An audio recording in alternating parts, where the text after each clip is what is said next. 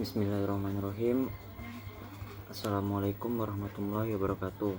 Perkenalkan, nama saya Muhammad Nur Fauzi, NIM E 2019 1028 dari kelas Perbankan Syariah 1. Nah, jadi di sini saya akan memenuhi tugas ujian tengah semester mata kuliah Ekonomi Makro Islam, yaitu mereview 3 video. Nah, yang pertama, pada review pertama ini saya akan membahas tentang ekonomi makro Islam. Jadi, yang pertama, pengertian ekonomi makro Islam. Nah, pengertian ekonomi makro Islam ini telah dijelaskan oleh Adam Smith, yaitu sebuah cabang ilmu yang membahas tentang tingkah laku manusia dalam usahanya untuk mengolah segala sumber daya alam untuk mencapai sebuah tujuan. Kemudian di situ dijelaskan pada videonya yaitu tentang pembagian ilmu ekonomi. Nah, di sini ilmu ekonomi itu dibagi menjadi 3. Yang pertama, ekonomi deskriptif, yaitu sebuah ekonomi yang mendeskripsikan apa adanya di dalam negara tertentu. Kemudian ekonomi terapan, dan yang ketiga yaitu ekonomi teori. Nah, pada video tersebut juga jelaskan tentang ekonomi makro dan mikro, yang dimana ekonomi makro ini memiliki pengertian, yaitu jika ekonomi makro ini memiliki ruang lingkup berupa masalah-masalah nasional seperti masalah inflasi, pengangguran, dan nilai tukar. Sedangkan ekonomi mikro yaitu ruang lingkupnya itu lebih kecil, yaitu berupa analisis pasar konsumsi, distribusi, dan produksi, serta optimalisasi setiap keputusan. Nah, kemudian tentang konsep dasar ekonomi makro. Jadi konsep dasar ekonomi makro ini ada 7. Yang pertama pendapat dan pengeluaran, kemudian pengangguran uang dan fungsinya, inflasi dan deflasi, permintaan agregat dan penawaran agregat, keseimbangan IS dan IM, dan ekspor dan impor. Seperti itu.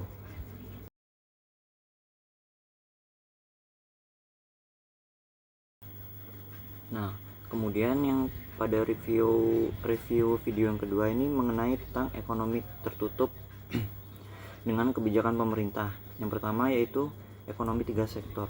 Jadi yang dimaksud dengan ekonomi 3 sektor di sini yaitu perekonomian yang meliputi kegiatan dalam sektor perusahaan, rumah tangga, dan pemerintah. Kemudian siklus perekonomian 3 sektor, kemudian adanya perubahan karena campur tangan pemerintah, aliran baru dalam sirkulasi aliran pendapatan, dan syarat keseimbangan.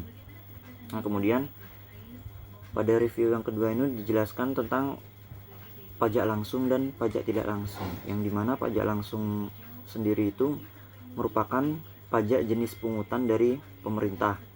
Sedangkan jika pajak tidak langsung yaitu merupakan pajak yang bebannya itu dapat dipindahkan kepada orang lain, seperti itu. Nah, pada ekonomi tertutup ini yaitu sistem perekonomian 3 sektor itu yang terdiri dari sektor rumah tangga, konsumen, perusahaan, dan pemerintah.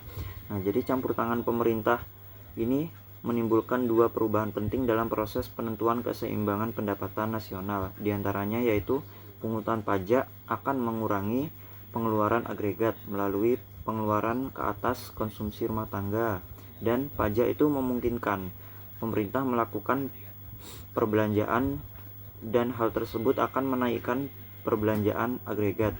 Nah, berdasarkan penjelasan di atas, maka dapat ditarik kesimpulan bahwa dalam ekonomi 3 sektor itu, masing-masing sektor itu berperan sebagai produsen dan konsumen.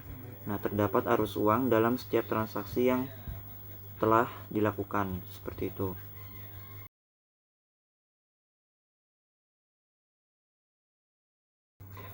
Nah, yang terakhir di sini saya akan mereview yang ketiga yaitu bab mengenai uang dan fungsinya, yang dimana yang dimaksud dengan uang di sini yaitu benda yang diterima oleh masyarakat umum sebagai alat tukar dalam kegiatan ekonomi. Jadi masyarakat umum itu setuju menggunakan uang itu sebagai alat tukarnya. Nah, kemudian jika uang itu dapat dibedakan menjadi 2. berdasarkan jenis pembuatannya, yaitu uang logam, yang dimana uang logam ini bisa bertahan lama, kemudian uang kertas. Nah, kemudian fungsi uang dalam Islam itu sangat banyak ketentuannya. Menurut perspektif ekonomi Islam, uang mempunyai fungsi yang sangat penting dalam menjalankan roda perekonomian umat. Yang pertama, fungsi uang yaitu sebagai alat tukar.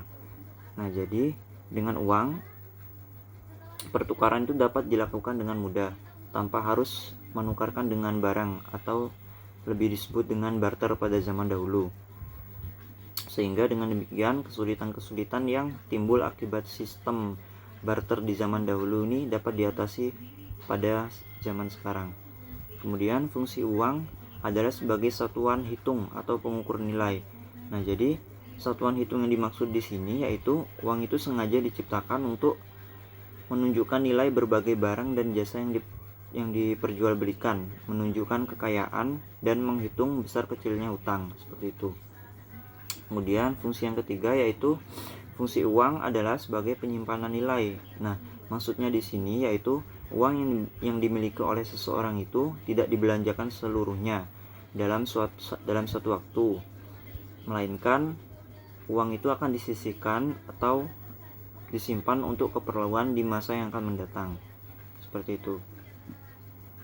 Nah, mungkin cukup sekian dari saya, kurang lebihnya mohon maaf. Wassalamualaikum warahmatullahi wabarakatuh.